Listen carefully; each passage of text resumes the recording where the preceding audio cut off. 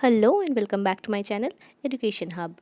আজকে যেই টপিকটা নিয়ে ডিসকাস করব সেটা হলো from the Ganga to the Tay by Bashabi ফ্রাজের। So let's begin. যখন একজন মানুষ নিজের দেশ ছেড়ে অন্য দেশে বসবাস শুরু করে, তখন কি সে তার শিকড় ভুলে যায়, নাকি শিকড় তাকে ছাড়ে না কখনো? From the Ganga to the টে শুধু দুটি নদীর গল্প নয়, এটা একটা আত্মপরিচয়ের যাত্রা। একদিকে গঙ্গা মানে শৈশব, আচার, ধর্ম, ভারতীয় সংস্কৃতির স্মৃতি, আর অন্যদিকে টে স্কটল্যান্ড, প্রবাস, নতুন জীবন, নতুন নাগরিকত্ব। এই দুই নদীর মাঝখানে দাঁড়িয়ে আছেন একজন নারী, যিনি নাইদার ফুললি ইন্ডিয়ান নর ফুললি স্কটিশ, বরং দুটোকেই নিজের ভেতরে ধারণ করেছেন। বাশাবি ফ্রেজার, তিনি ছিলেন একজন contemporary Scottish Indian poet, academic এবং কালচারাল মিডিয়েটর। তিনি জন্মেছেন ভারতে, কিন্তু দীর্ঘদিন ধরে স্কটল্যান্ডে বসবাস করছেন। এই মিক্সড অভিজ্ঞতা তার কবিতার মূল ভিত্তি। আনলাইক কলোনিয়াল রাইটার্স, তিনি বাইরে থেকে ইন্ডিয়াকে দেখেন না, তিনি ইন্ডিয়াকে ভিতর থেকে বহন করেন এবং স্কটল্যান্ডকে গ্রহণ করেন নতুন অভিজ্ঞতা হিসেবে। From the Ganga to the টের যে টাইটেল অ্যানালিসিসটা আমরা যদি করি, এই টাইটেলে রয়েছে মুভমেন্ট। ফ্রম শব্দটা অত্যন্ত গুরুত্বপূর্ণ। তোমরা যদি দেখো, এটা শুধু জিওগ্রাফিক্যাল মুভমেন্ট নয়, রাদার এটা একটা সাইকোলজিক্যাল, ইমোশনাল এবং কালচারাল মাইগ্রেশন। গঙ্গা রিপ্রেজেন্ট করে sacred origin, childhood memory, Indian spirituality, ancestral roots, cultural inheritance, এইগুলো। আর টে রিপ্রেজেন্ট করে adopted homeland, modern European landscape, present identity and negotiated belonging. টাইটেলে টু শব্দটা দেখায় journey is not rejection, rather it's a transition. Central থিমটা যদি আমরা দেখি এই পোয়েমের, তাহলে প্রথমে যেটা আসে সেটা হলো ডায়াসপোরিক আইডেন্টিটি অ্যান্ড হাইব্রিডিটি। মানে এই কবিতার কেন্দ্রীয় প্রশ্ন হলো যে আমি কে। Bashabi Fraser neither denies her Indian roots not dissolves into Scottish culture. তিনি বাস করেন ইন বিটুইন স্পেসে, হোমি ভাবা যাকে বলেন থার্ড স্পেস অফ ইনান্সিয়েশন। এই থার্ড স্পেসে আইডেন্টিটি ফিক্সড নয়, রাদার ইটস ফ্লুইড। তিনি দেখান identity is not singular, rather it is layered. বাংলায় বললে আমি কেবল ভারতীয় নই, আমি কেবল স্কটিশও নই, আমি দুই স্রোতেরই মিলনবিন্দু। The second central theme is memory and nostalgia. Ganga এখানে ইভোক করছে smell of incense, temple bells, childhood rituals, mother's presence. এই স্মৃতি সরল নস্টালজিক নয়, এটা reconstructive memory. Distance creates clarity. Memory becomes poetic. She does not romanticize blindly. Borong, memory becomes a site of reflection. The third important theme is the cultural translation. Fraser's journey is also linguistic. তিনি ভাষাগতভাবে দুই জগতে বাস করেন। English becomes her poetic language, but her emotional archive is Indian. এই tension create করে একটা poetic beauty, and she becomes a translator of cultures. The fourth important theme is womanhood and personal agency. As a woman migrant, her displacement is double: geographical displacement and gender displacement. তিনি নিজেকে শুধুমাত্র ডায়াসপোরার প্রতিনিধি হিসেবে দেখেন না, তিনি একজন নারী যিনি নিজের আইডেন্টিটি রিডিফাইন করেছেন। The fifth one is nature as emotional geography. Ganga and Tay are not just rivers, they become metaphors of flow, symbols of transition, emotional landscapes. Ganga flows through her past, Tay flows through her present. Structural analysis. Poem moves into reflective progression.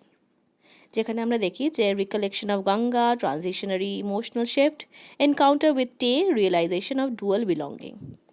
So আমরা দেখি যে structure mirrors migration. Now coming to the symbolism, the first one is of course Ganga, not merely a river, it is a civilizational memory.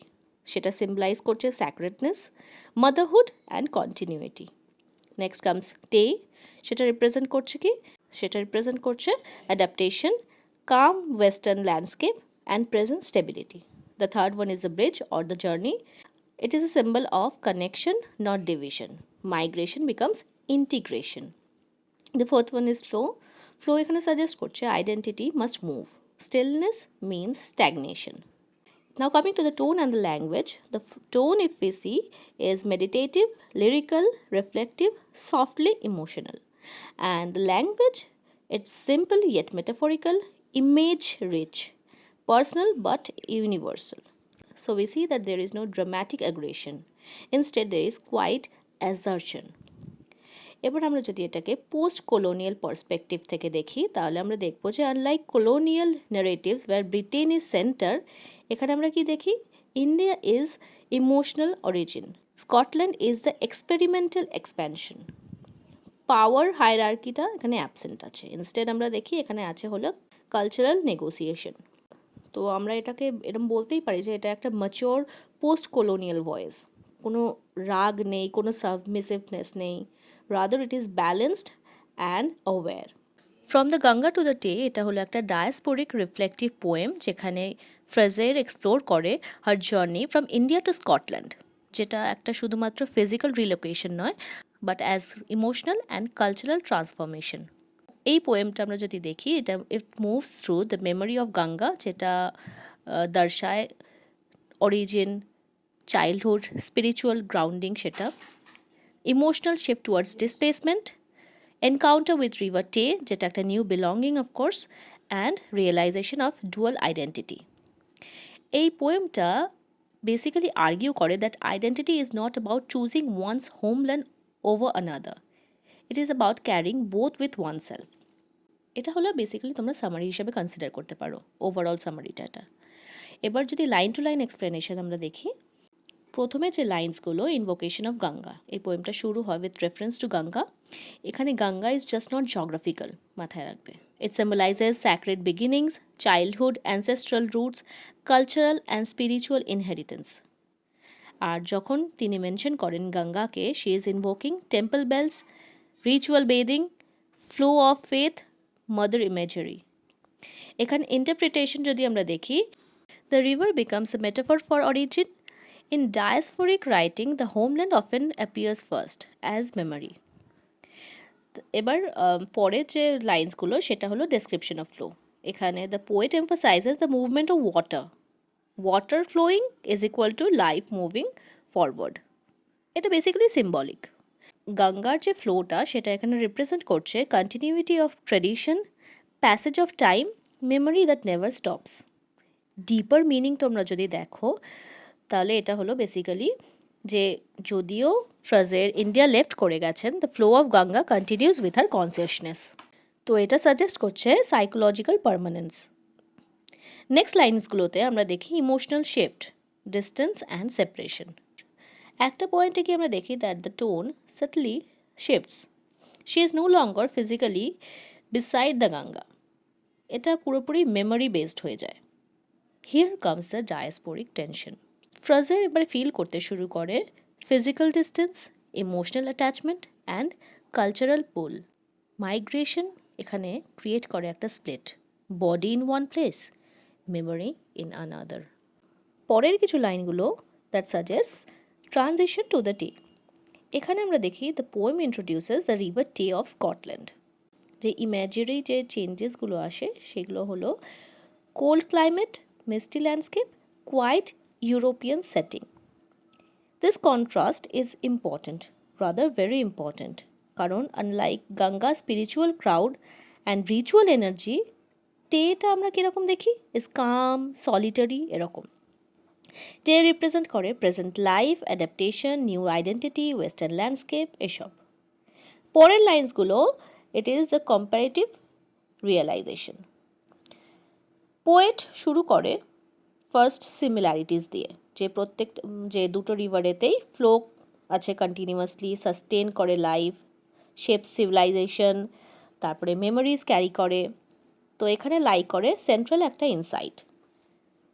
তিনি কিন্তু reject করে না one for the other, rather she realises both are a part of her. পরের লাইন্সগুলো internal রিকনসিলিয়েশনটাকে দেখায় যে this is the philosophical climax. The poet understands I am not divided, I am expanded. Identity is not replacement, rather it is addition. Ganga plus Tay is equal to new self. তো আমরা দেখি যে এটা reflect করে একটা post colonial hybridity. Major আইডিয়াসগুলো যদি আমরা দেখি তাহলে এটা হলো যে diaspora as expansion not loss. অনেক ডায়াসপোরা ন্যারেটিভস ফোকাস করে লসের দিকে, কিন্তু ফ্রেজার রিপ্রেজেন্ট করে মাইগ্রেশন অ্যাজ গ্রোথ। তিনি কিন্তু মোর্ন করেন না endlessly, rather she integrates. Second যেটা দেখি সেটা হলো হাইব্রিডিটি, পোস্ট কলোনিয়াল কনসেপ্ট যেটা, সেখানে তার আইডেন্টিটিটা আমরা দেখি as a hybrid, not 50% Indian বা 50% স্কটিশ হিসেবে, রাদার 100% বোথ। এটা খুব ইম্পর্টেন্ট। হ্যাঁ, থার্ড হলো feminine perspective. As a woman তিনি কিন্তু নেগোশিয়েট করে কালচার, ল্যাঙ্গুয়েজ, বিলঙ্গিং, মেমোরি। তার ভয়েসটা ভীষণ জেন্টাল বাট ফার্ম। তারপর আমরা দেখি rivers as metaphor of identity, water adapt করে টু ইটস কন্টেনার। সিমিলারলি আইডেন্টিটিও অ্যাডাপ্ট করে to its geography. Yet water remains water. This is profound symbolism. Now coming to the structural development, the poem structurally mirror করে মাইগ্রেশনটাকে, rootedness, movement, distance, adaptation, reconciliation, এই সব কিছু পোয়েমটাকে circular এবং complete করে। টোন অ্যানালিসিস যদি আমরা দেখি তাহলে টোনটা তোমরা দেখবে it revolves from nostalgic to reflective to comparative to philosophically balanced. There is no anger, no bitterness, no rejection. Rather, there is quite maturity. Post-colonial lens দিয়ে যদি আমরা দেখি তাহলে এই পোয়েমটা রেজিস্ট করে বাইনারি থিঙ্কিং। এটা রিজেক্ট করে colonizer versus colonized, east versus West, native versus foreign. Instead এটা সাজেস্ট করে কোএক্সিস্টেন্স। ফেমিনিস্ট লেন্স থেকে যদি আমরা দেখি, ইট রিক্লেমস এজেন্সি ইন মাইগ্রেশন, যে she chooses to belong.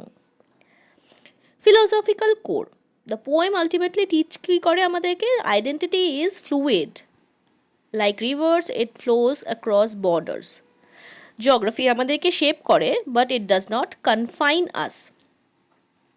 So আমরা দেখি ভিউয়ার্স যে from the Ganga to the টে হলো আমাদের শেখায় নিজেকে খুঁজে পাওয়ার জন্য কখনো কখনো আমাদের নদী পার হতে হয়, কিন্তু নদী পার হওয়া মানে কিন্তু শিকড়কে হারিয়ে ফেলা নয়, বরং এই শিকড়টাই নতুন মাটিতে ছড়িয়ে পড়ে। ফ্রেজার আমাদের দেখান যে প্রবাস মানেই হারিয়ে যাওয়া নয়, it means expanding. Ganga and টে দুটি নদী নয়, দুটো স্মৃতি, দুটো সংস্কৃতি, দুটো স্রোত, যা মিলেছে এক মানুষের হৃদয়ে। So this was all about this poem. তোমাদের যদি ভালো লাগে তাহলে অবশ্যই লাইক, শেয়ার এন্ড সাবস্ক্রাইব করো আমার চ্যানেলটাকে। তো দেখা হচ্ছে নেক্সট ভিডিওতে। টাটা।